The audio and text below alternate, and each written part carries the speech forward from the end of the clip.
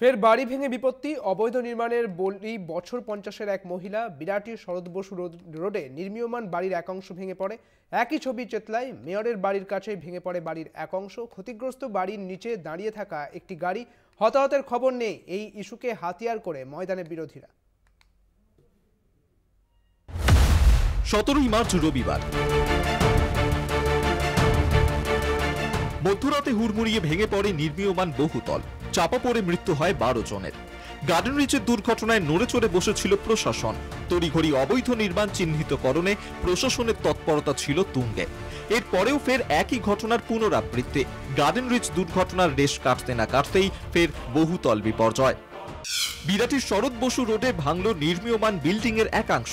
চাপা পড়ে মৃত্যু হলো এক মহিলার। মৃতার নাম কেয়া শর্মা চৌধুরী।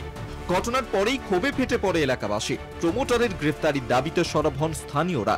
রবিবার গ্রেফতার করা হয় 3 প্রমোটার সহ মোট 6 জনকে। রবিবার ভোরে চেতলায় মেয়রের বাড়ির কাছেই ভেঙে পড়ে একটি বাড়ির 3 তলার কার্নিশ। এলাকা ঢেকে যায় ধুলোয়। ক্ষতিগ্রস্ত নিচে দাঁড়িয়ে থাকা একটি গাড়ি। ঘটনায় হতাহতের খবর নেই। যতদিন না এই সরকারটা ভেঙে পড়ছে ততদিন বাড়ি ভাঙতে থাকবে। কারণ এই যে কাটমানি খেয়ে বা ঘুষ দিয়ে পুরনো বাড়িতে লোককে রেখে তাদের জীবনকে সংকটে রাখা হয়েছে। এই যে দুর্ঘটনা হচ্ছে তার দায় কে নেবে? কটা টাকা দিলে হয়ে যাবে? তো এই সরকারের হাতে আর কিছু নেই, কিছু করতে পারবে না। ওরা এইভাবে চলতে থাকবে। বিজেপি তো কোথাও কোনো কাজ নেই, গ্রহণযোগ্যতা নেই মানুষের কাছে।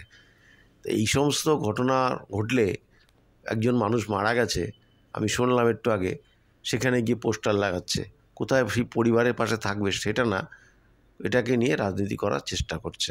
রবিবার সকাল থেকেই বিরাটিতে মৃত কেয়া শর্মা চৌধুরীর বাড়ির সামনে বিক্ষোভ বিজেপি কর্মীদের। সরকারকে কাঠগড়ায় তুলে চলে বিরোধীদের পোস্টারিং। শুভ্রজিৎ চক্রবর্তী ও সুমন শিকদারের রিপোর্ট, কলকাতা টিভি।